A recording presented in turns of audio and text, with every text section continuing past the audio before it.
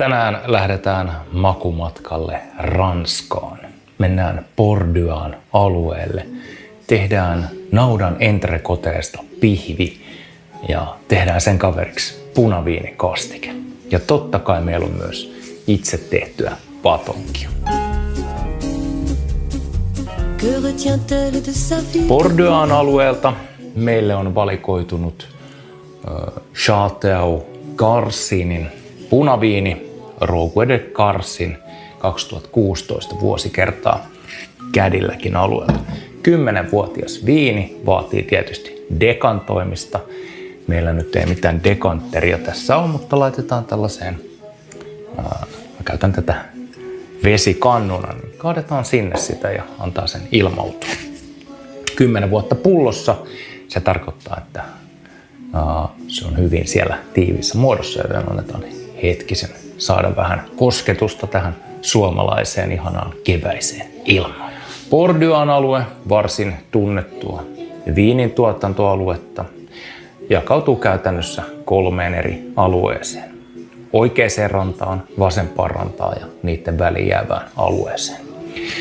Tämä kyseinen viini tulee tästä väliin jäävältä alueelta ja siinäkin vielä oikeastaan sinne pitkälle maaseudulle mentäessä. Jostain sieltä tämä tila löytyy.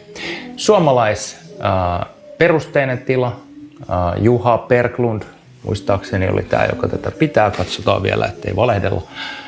Joo, Juha Berglund, Château Garcin. Château tarkoittaa tietysti siis viinitaloa ja se, olisiko se niin kuin suoraan käännettynä jonkinnäköinen linna.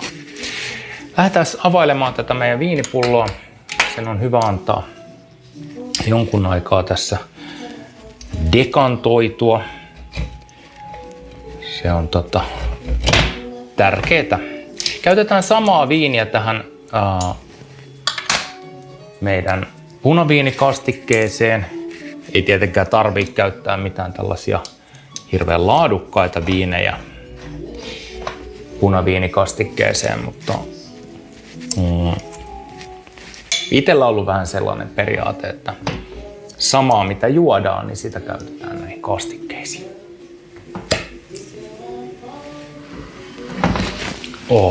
Onpa hyvä tuoksu. Katsotaan, että kaikki on kunnossa. Kyllä.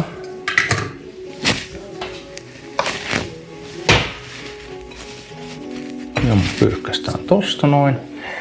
Otetaan ihan pieni maistiainen. Tälleen. Nähdään vähän väriä. Bordeaux'n alueen viineillä on oma väriluokitus. Se voisi siis sanoa, että on olemassa siis Bordeaux'n värinen viini.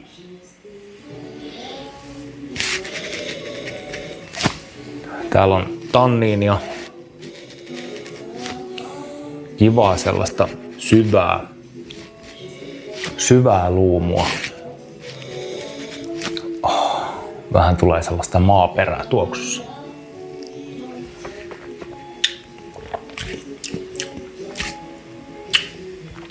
Yllättävän kiva semmoinen raikkaus löytyi sieltä kuitenkin.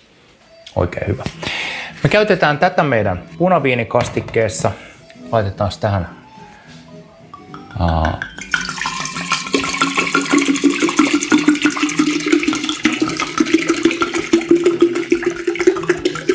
dekantoitumaan.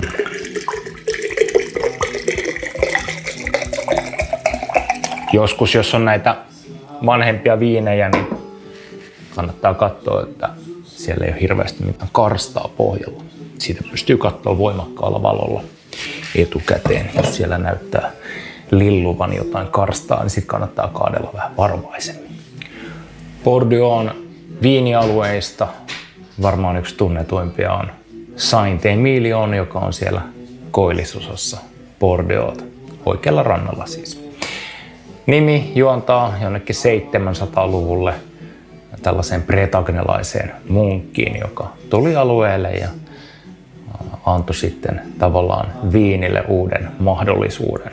Se oli jossain määrin jämähtänyt se viinin tuotanto roomalaisten jälkeen. Roomalaiset siis viljeli alueella viiniä aikaisemmin ja toi sinne viiniköynnöksiä väitteiden mukaan.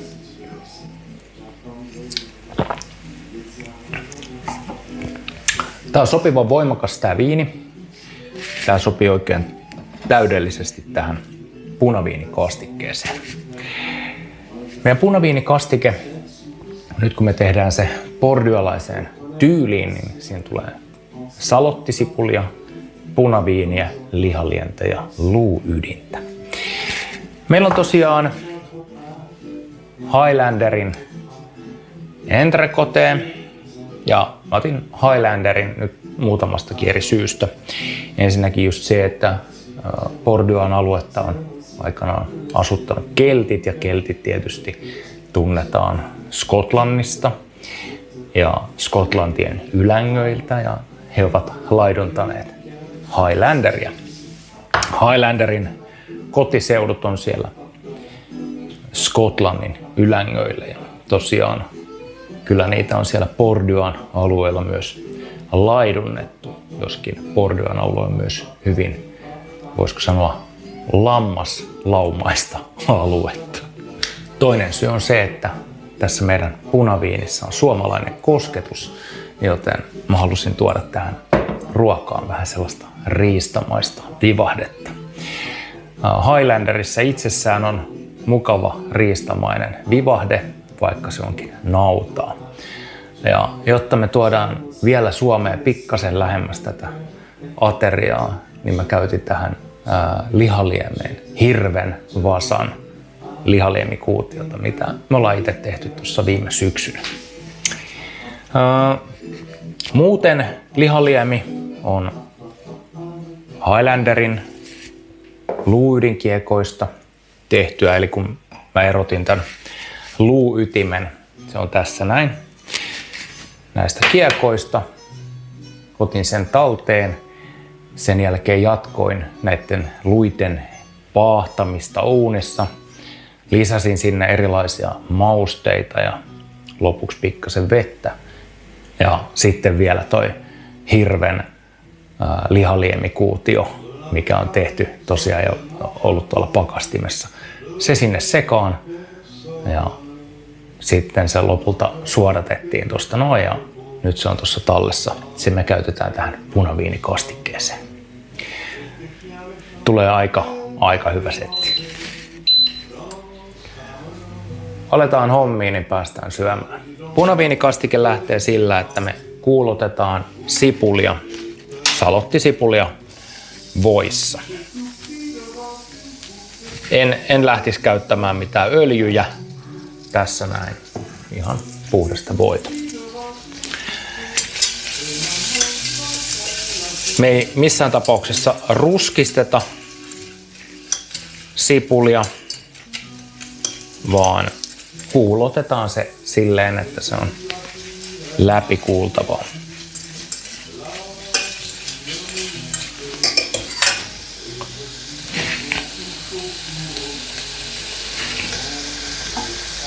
Tässä välin voi aina ottaa vähän viiniä.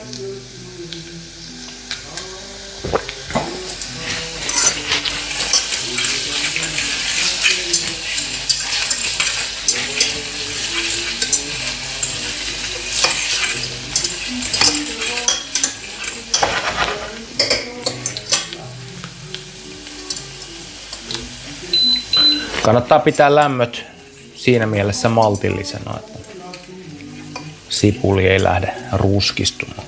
Ei nyt tietenkään hirveästi haittaa, jos sen pikkasen tulee sitä ruskistumista, mutta periaatteessa se on taas taittaa sitä makumaailmaa, jos se on ruskistunutta sipulia.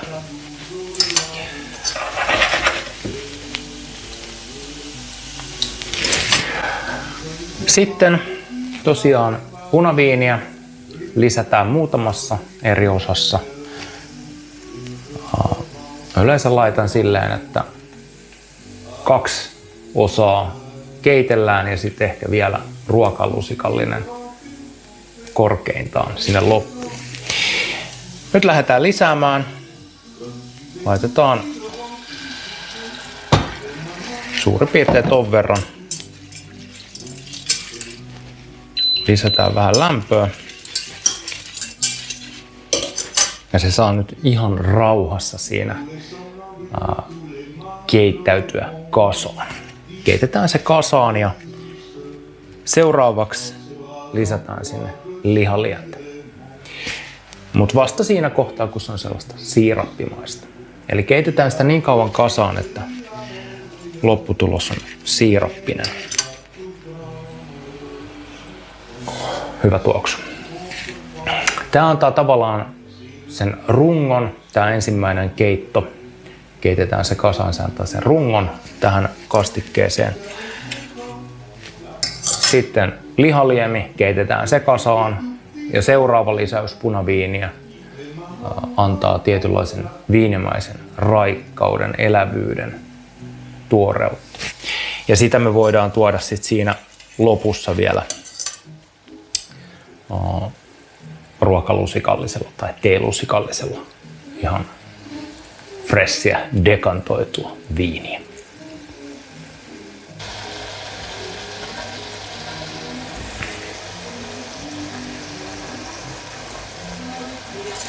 Tätä vaihetta, missä viini keitetään kokoon, kutsutaan nimellä redouche. Ja nyt kun meidän punaviinikastike on siinä määrin keitetty kokoon, että täällä on enää oikeastaan nimeksi vaan tätä nestettä, niin lisätään meidän lihaliemi. Noin.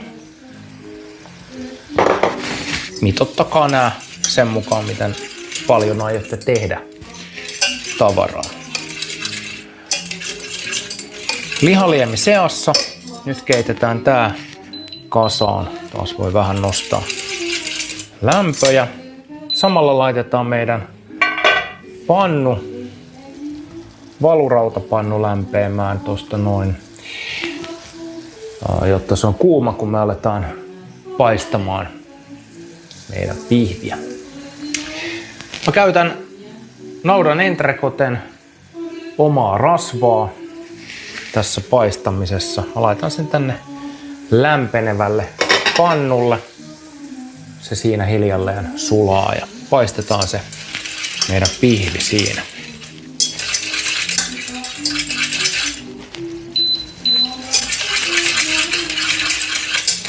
Taas vähän pienennetään lämpöä, ettei se polta liikaa tätä kastiketta. Jos se palaa tonne reunoille, niin siitä taas tulee sellaista ei-toivottua sivumakua. Sen takia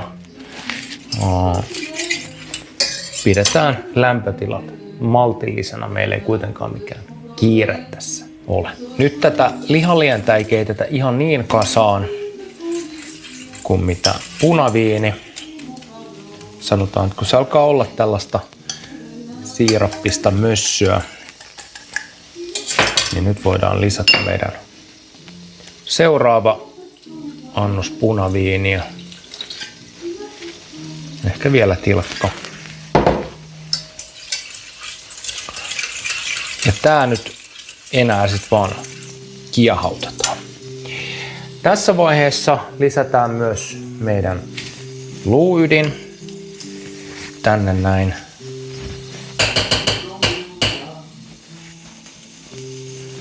Tämä lusikallinen. Se on hyvä. Ja annetaan sen hiljalleen sinne sulaa.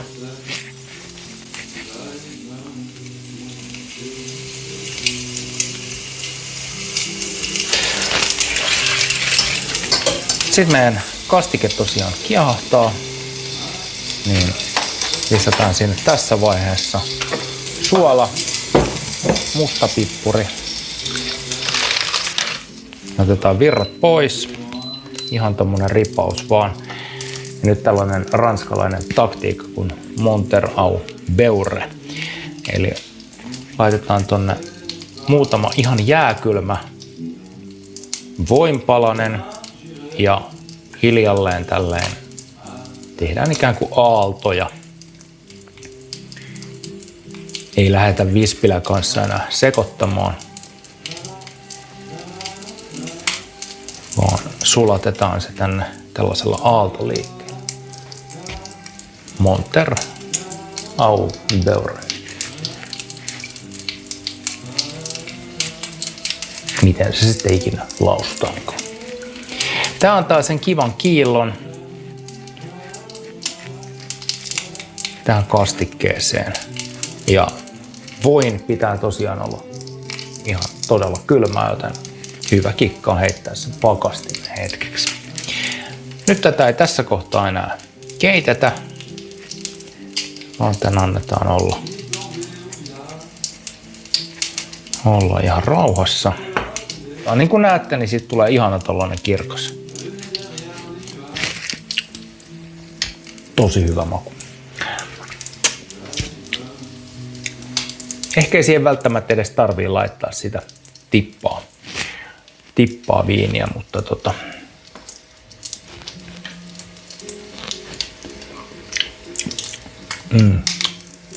Joo, maku on niin hyvä, että mä en lähde laittaa siihen yhtään mitään. Sen takia on hyvin tärkeää maistaa ja oppia luottamaan omaan makuaistiin. Sen sijaan meidän pihvisteikki on valmiina täällä näin. Tässä on naudan rasvaa sulateltuna. Näitä rasvaisia kohtia. Nämä antaa tosi ihanan rasvan tähän pannuun ja myös mukavat tuoksut. Laitetaan pikkasen vielä luuydintä tonne, koska se on rasvaa parhaimmillaan.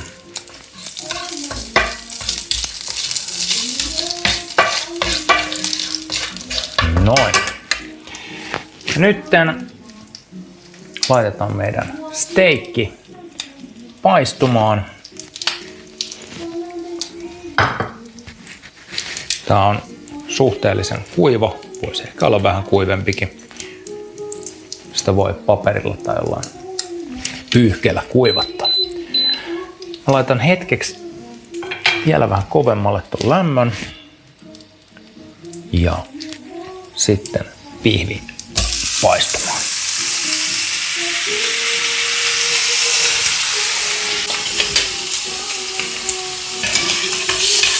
Pidetään huoli, että siellä on sitä rasvaa riittävästi.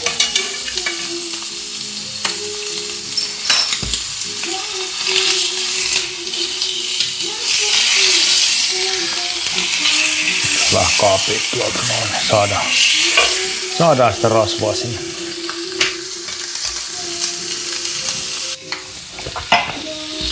Noin me voidaan kääntää se. Nyt siinä on ihana tollanen paksu pinta. Laitetaan siihen vähän voita päälle.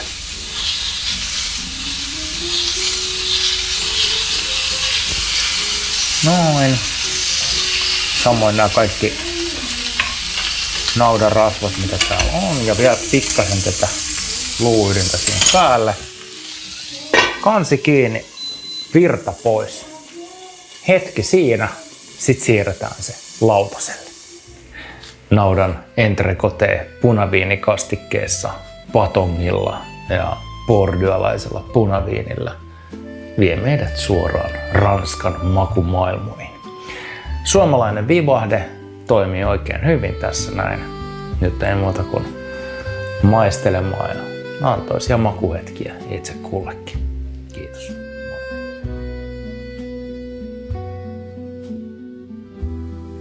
Sous les lampes du Bordeaux, tu me fais tourner la tête. Chaque gorgée, chaque mot te rapproche de ma bouche, discrète.